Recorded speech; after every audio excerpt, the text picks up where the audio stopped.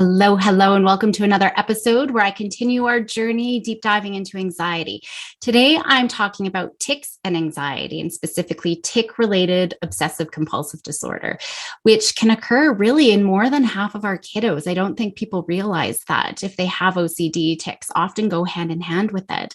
I've done lots of different anxiety workshops and webinars, and this is definitely one of the questions that often comes up. So I wanted to make sure that I address it. So first, I want to quickly talk about tic-related OCD, just to make sure we're all on the same page. So obsessions, that's when we ruminate, right? We get a thought, and it could be an image, it could be a story, it could be an impulse.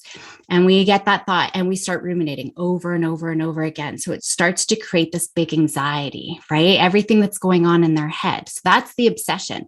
The compulsion are the behaviors. So they obsess about needing to do a compulsion. So it could be checking the locks, right? That's a common one. Checking under the bed, making sure all of the appliances are unplugged, washing their hands lots, right? So it could also be things, those are the overt behaviors, but there's things that they could be doing in their head. Maybe they're praying mentally, right? Or they're counting over and over and over. Maybe they're running a checklist of things in their head. So there could be something that they're doing that we don't even actually see. But all of those compulsions, the behavior is to reduce that feeling of anxiety, because the obsessions just build that anxiety up in the body. The compulsion is to help relieve some of that anxiety. So we have the obsessions, they cause the distress, and the compulsions reduce that distress or minimize any chance of anything bad happening, right? So the distress could be, I'm going to check and uncheck, like lock that door 20 million times to make sure nothing bad happens. So we usually see a very clear link between that obsession and that compulsion, usually, right? And it becomes a disorder when it's starting to take up a lot of time. Right? It's getting in the way of their functioning. Safety behaviors are good. Locking your door one time is a good thing. That's a good safety behavior that we want to do. Having to do it 20 million times over and over again, that's where it starts to get impairing. Okay. And there's lots of different ways that OCD can show up. So like I said, with COVID, I've seen so much more of it, just needing to wash away germs, or just not even, I'm seeing a lot more of a agoraphobia, where people aren't even wanting to leave their homes because they're so scared more of what's going to be happening. Hoarding, that's definitely something too that we see. There's a lot of stress around first the obsession of just needing to acquire, but there's so much distress with letting things go. So we see hoarding things, checking things, counting things, ordering things, arranging things. There could be superstitious behaviors, right? So like maybe I stepped on a shadow or a crack. Now I have to backtrack 20 steps, right? Just to make sure that they don't break their mom's back or something like that, right? They don't want anybody getting hurt. Perfectionism. This is actually a big one that I often talk about, that we don't think about how perfectionism is actually an OCD behavior, right? We don't think of it that way, but we see OCD typically showing up in childhood and teenage years. And definitely perfectionism is one of those things where I need to redo my work, for example, right? But it can start in adulthood. We do often see it in childhood.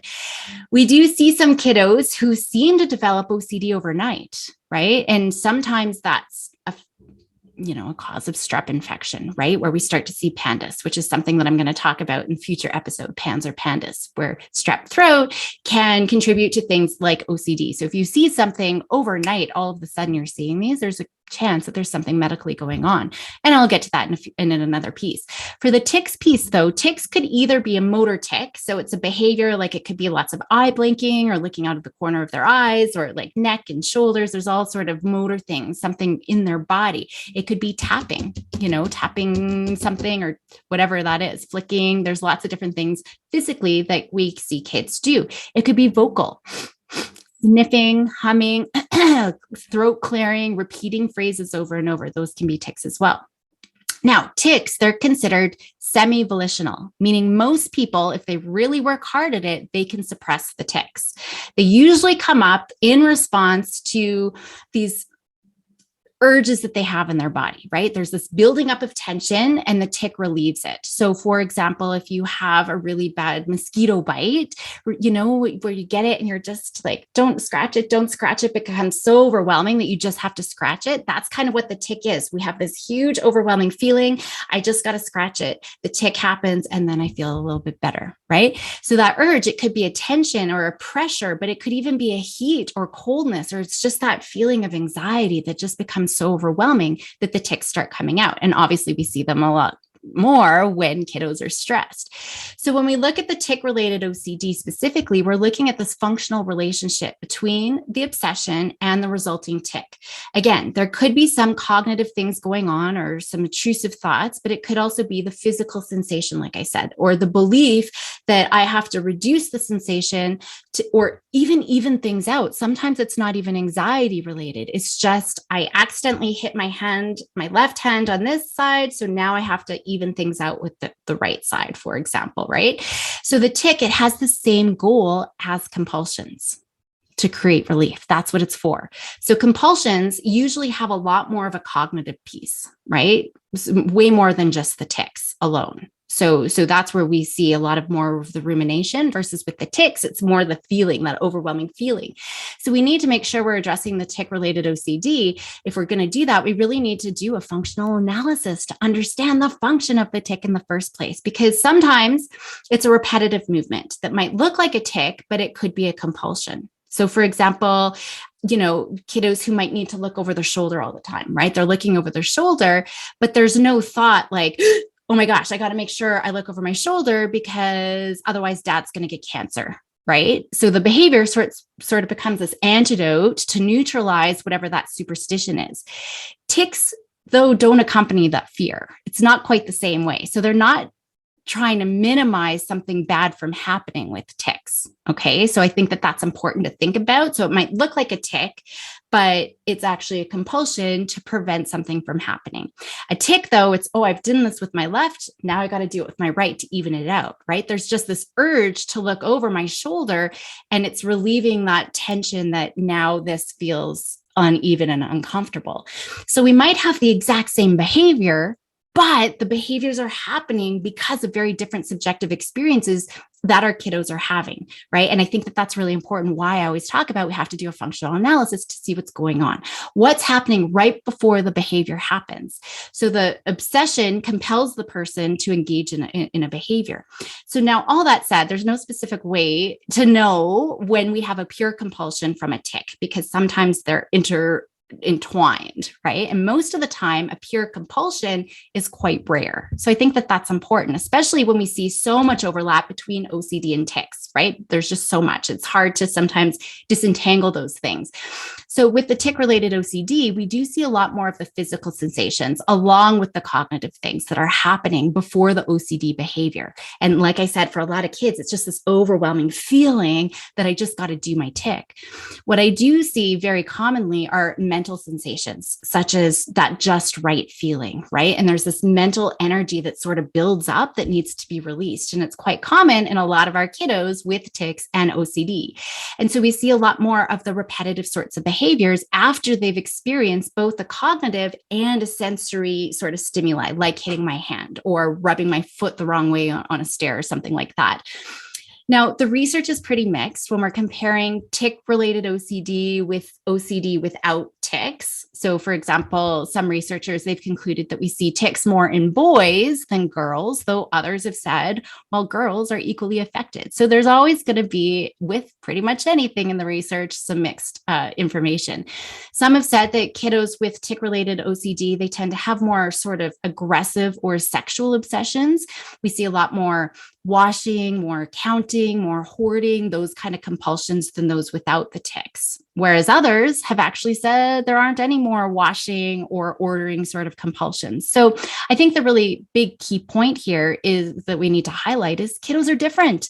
We can't make sweeping generalizations. So we need to figure out what's going on for this kiddo in front of us, or individual. It's not just kiddo. adults as well have tic-related OCD. Now, one thing that's more consistent than the severity of OCD, the impairments and comorbidity, they're not affected whether or not the child has tic-related OCD. So I think that that's important to note, because I know a lot of people who think it's more severe if tics are associated with it, but that's just not the case. The one big question researchers are still trying to figure out, though, is if treatment's going to be different, because some do argue that those kiddos with tics, they have a harder time to treat. But the research, again, is really mixed. And I don't want us to get caught in that story, especially for the individuals themselves, because that's just going to create this hopeless, helpless story that can make it really, it's just a big barrier to our success and being able to manage this. So I'm always looking confident and hopeful that there's things that we can be doing, right? But there's also evidence, like I said, it's not a nail in the coffin, because there is a lot of evidence suggesting that all kiddos can be equally treated if we can figure out what's going on for them, right? But we got to see if treatment is going to be different, because some argue that we need to address the anxiety before the tics, or tics before the anxiety, all of those kinds of things. But, everybody's going to respond differently to treatment. So I think that that's just the biggest thing, even in my own practice, right? I've not needed to make big changes at all because there's tics, to be truthful. I don't change how I'm approaching it. I just focus on the process of anxiety and the process of OCD and how it shows up. And for some people, it shows up with tics. And so we're focusing on that process. So I don't want to get bogged down into the content of different things, because that's where we can get stuck, and that's where we can get our wheels spinning. And then we can just start fighting about what's true. And meanwhile, we're forgetting about, okay, what's the work that actually needs to be done here? Personally, I have actually found that tics have been great to be able to start off and being able to jump into therapy. It's a huge benefit, actually, to be able to start into what we got to work on, because there's a physical sensation. I work so much with my kiddos trying to drop into their body. They're just so disassociated from anything that's happening within their body. And so I actually think tics are helpful in this regard, because there are physical sensations that they are very aware of. And so I feel like they actually have a step ahead of a lot of the kiddos that I see because of that very thing. They're very aware, and they can really pay attention to those physical things that are happening. And so I actually find it way easier for them to connect with their body and what's going on than if they don't have tics.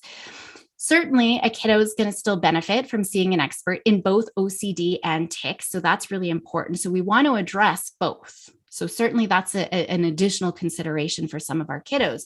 So for example, if we're going to be doing exposure therapy, if we want to be able to disconfirm the obsessional fears, right? We also have to target those accompanying tics, because that can be a safety behavior that could be contributing to the maintenance of that OCD. So there's some considerations, right? For sure there are, but we don't have to do a whole overhaul of how we're proceeding with our therapy, right? The process is still the same. And I think that's an important message that we need to remember.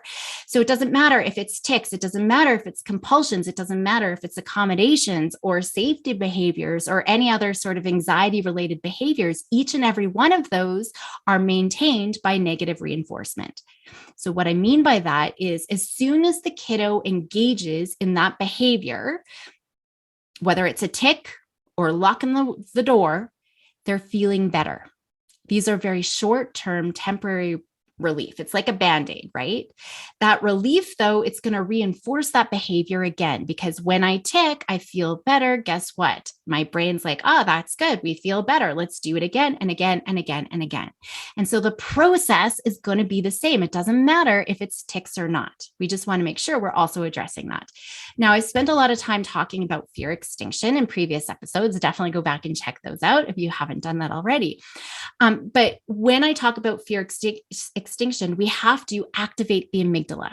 So just like in How to Train Your Dragon, which I love on so many levels, there's so many good things about it. When it comes to anxiety, hiccup, if I equate the dragons to anxiety, hiccup comes along and says, we don't have to get rid of the dragons, just like we can't get rid of anxiety, right? We can tame them, we can train them.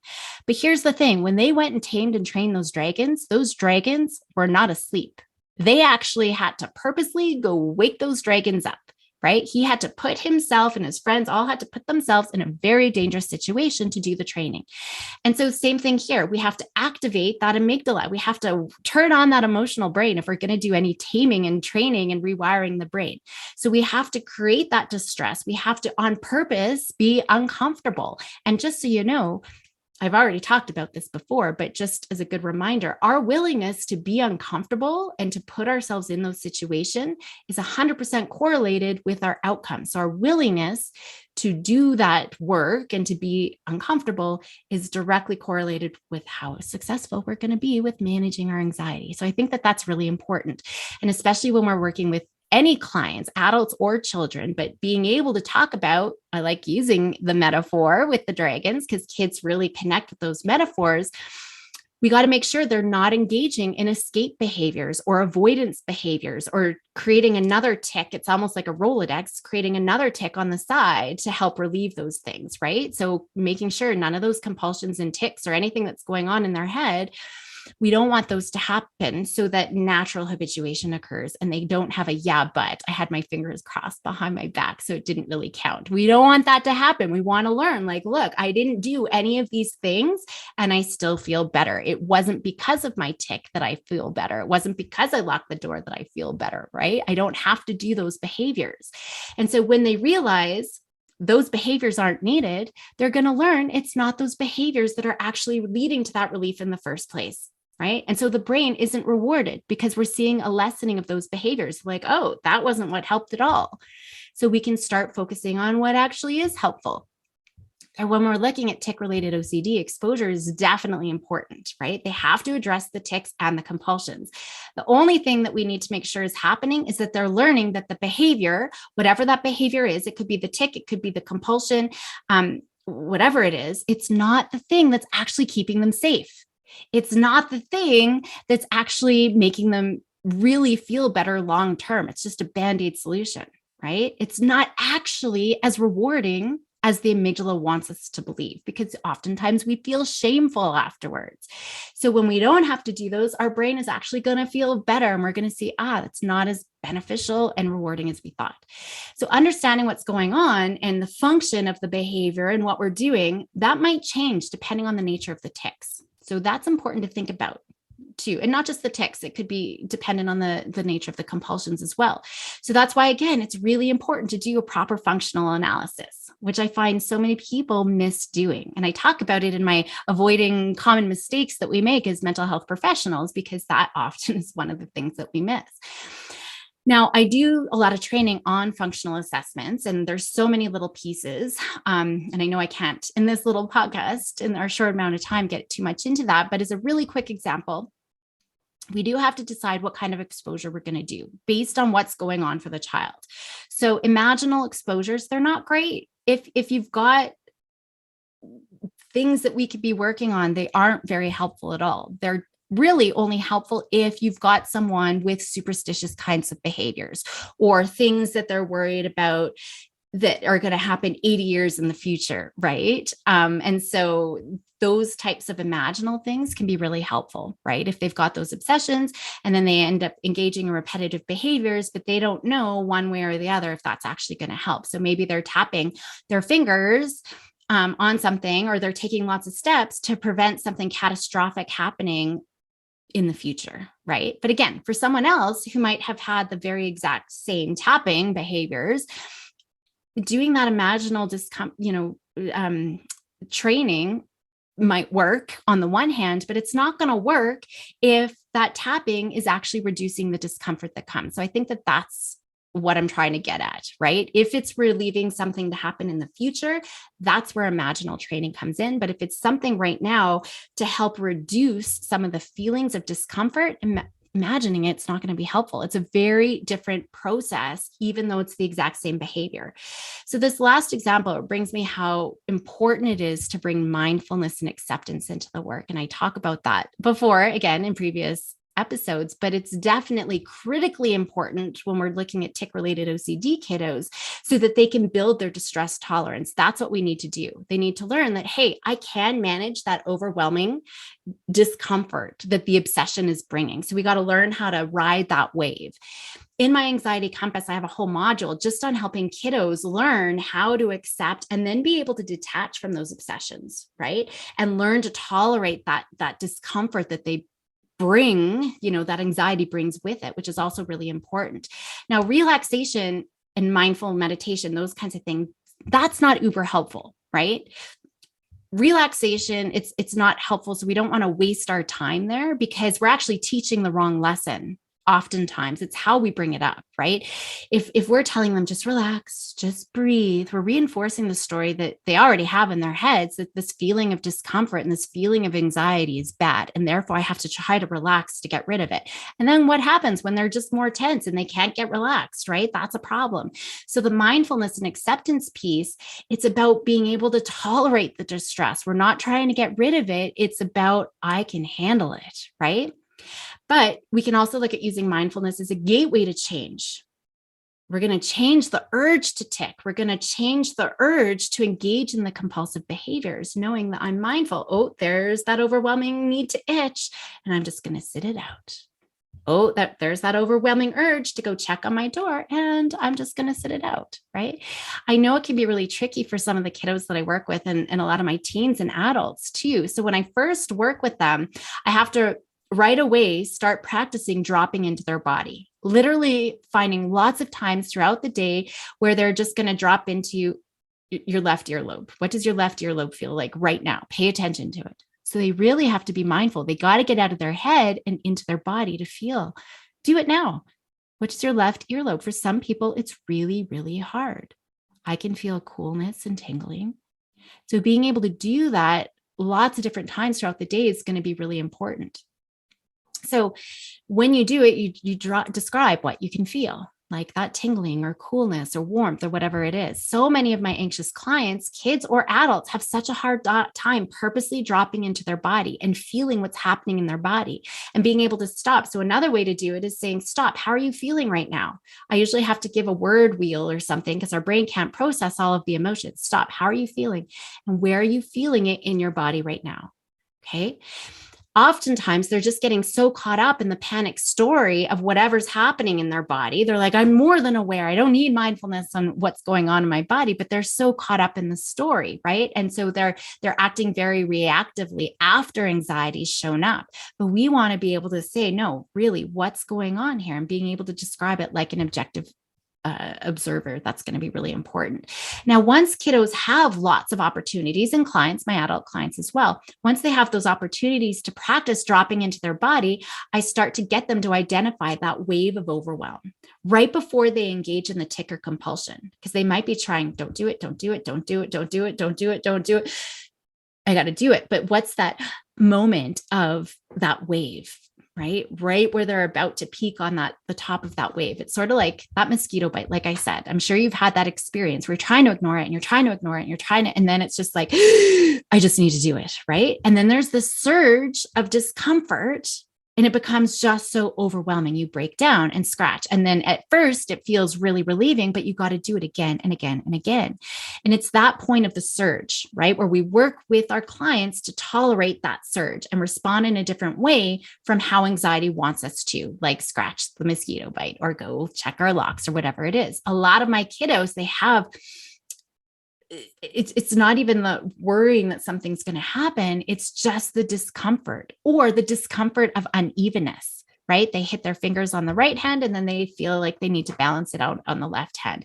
And so, like I said, it's not even always anxiety provoking, right? It doesn't have to be that. We often conceptualize it as the anxiety, but it could just be that feeling of discomfort and unevenness. So I think that that's important to think about. So when we focus on the process of anxiety, we're ensuring that everyone is responding in new ways. So ideally, the very opposite of what anxiety wants. And so if kiddos feel that urge to look over their shoulder and then try to even it out or to tap their fingers, the opposite response would be to look straight ahead. I can feel my shoulder calling because I need to balance it out, right? Or maybe I'm going to clench my fists Instead of tapping my finger, I'm going to clench my fist to ride out that wave of discomfort. We just got to make sure, though, that that's now not becoming a compulsion or a tic-like behavior. Now, young children can have a really hard time being aware of that urge to tic. We usually have to see them lots just about improving their awareness from the time they're 10 onwards, especially. The symptoms usually become more severe between that 10 and 12-year-old range with tics. So I think that that's important to know as well. And so sometimes it's just spending a lot of time on the awareness first before we can get them starting to change anything and changing their response to it. Now, with OCD, we know exposure plus response prevention is the first line of treatment, where kiddos, clients, their families, they're learning about OCD. And then we start doing exposures to those things that freak them out. So maybe toughing the inside of a public garbage can, right? Toughing it out by being able to put your hand in it and then not washing your hands. That's what we're going to be toughing out, right? Maybe it's thinking about things like thinking the scary thoughts on purpose that they're trying to push away, and then making sure that they're not doing compulsions. And maybe it's washing their hands. Maybe it's saying a prayer. Maybe it's counting to 30 or something like that. Now, it's not enough to say, don't wash your hands, right? Kids are going to go blank. They're going to get overwhelmed. The brain's going to scream, wash your hands, wash your hands, wash your hands, wash your hands. We need to give them a positive behavior, something that they can do instead. That's not also going to be like washing their hands, like here's some sanitizer. So with this approach, kiddos are learning, they're confronting their fears, right? Without the need to do the complete ritual or the compulsion or the tic, just like what I've been talking about, right? And this is exactly how I would have them confront their fears without the need of some safety object. I can do it as long as I've got my water bottle, or as long as I've got my stuffy, or as long as I've got mom next to me. Over time, with practice, the brain starts to let go of that association between the fear of someone's going to break into the house and I need to check the doors, or the fear of contamination and I need to wash my hands every time I touch anything, right? So same thing with tics as well, right? When we have just tics, we're often looking at habit reversal training. Called HRT. So that's where, the main focus is on increasing our awareness of the tics and then engaging in a competing response to the tic. And so it really goes hand in hand with what we do with OCD as well. And like I said, even though some people find it harder when managing the tics and OCD, it doesn't really hold up always. It's not an all or nothing or always true. I find it easier, like I said, because we have that physical feedback already that the kiddos are getting. They already know what's happening in their body, that feeling of overwhelm. And it's so much easier for them with that awareness piece. So we can jump in with that awareness piece right away, right? Because they're already aware. And now we can teach them how to self-monitor those sensations, self-monitor some of those warning signs that happen before the tic happens so they can start doing something else. So I had one little guy who would have these elaborate tics, and I noticed the first thing that he would do, I don't think other people notice, but he would touch his waist first, and then he would start engaging in the tic. And so at first, people had been trying to work on the tic as he was doing whatever it was. We'll just say it was snapping. It was way more complex, but so most people were focusing on that need right before he was snapping. But once we really broke things down, he always touched his waist first and then went into the tic, right? So that what was happening right before that time when you touch your waist first. So I think that that's really important. For the younger kiddos, like I said, where they do have a hard time with this, we're going to focus more on the competing responses. We're going to be building that awareness. But like I said, until they're about 10, when funny enough, the tics do get worse, that awareness training can be really tricky. So we're just working on the competing responses instead. When we do the competing response training, we got to remember the brain's built on reward system. So anything that we do, we want to make sure it's rewarding the brain so that we increase that behavior. So if the tic relieves that buildup of tension, that's going to be uber rewarding. So the focus then is breaking that reinforcement loop, right? By finding a different response that is incompatible to the tic, because we don't want to create more tics, and it's building our tolerance to the discomfort, and we're rewarding our brain to say, hey, this is actually more relieving. This is actually better for me in the long run. First, though, we need to practice, right? To help that response become more automatic. And so whatever we define as this competing response, great, we've identified it, but now we got to practice it and practice it and practice it and practice it. So they don't even have to think about it, that we can actually start replacing that behavior. So there's lots of different steps. If we do the competing behavior, of course, we want to make sure that it's socially acceptable. We don't want to replace one weird tic with another weird tic, right? We want to be able to do something that's socially acceptable and not so tic-like-ish. That's really going to be setting kids apart. So lots to think about, but I think that kind of gives a bit of a framework and some ideas of what actually needs to start happening when we're working with kiddos with tic-related OCD. So I'll leave it there for today because I know it's a lot to process.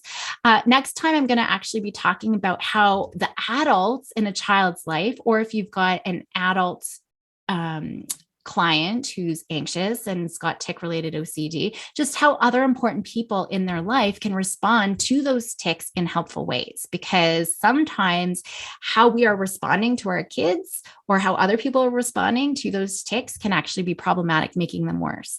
So I deep dive into the process of anxiety and how to help kiddos manage that effectively. I do have my Compass training, my mastery training program. So check those out. If you want to learn more, you can email me and find out any ways to find out about that training or just consultations. I'm happy to help however I can. Of course, you can subscribe to this podcast if you haven't already, so you don't miss any information that I share.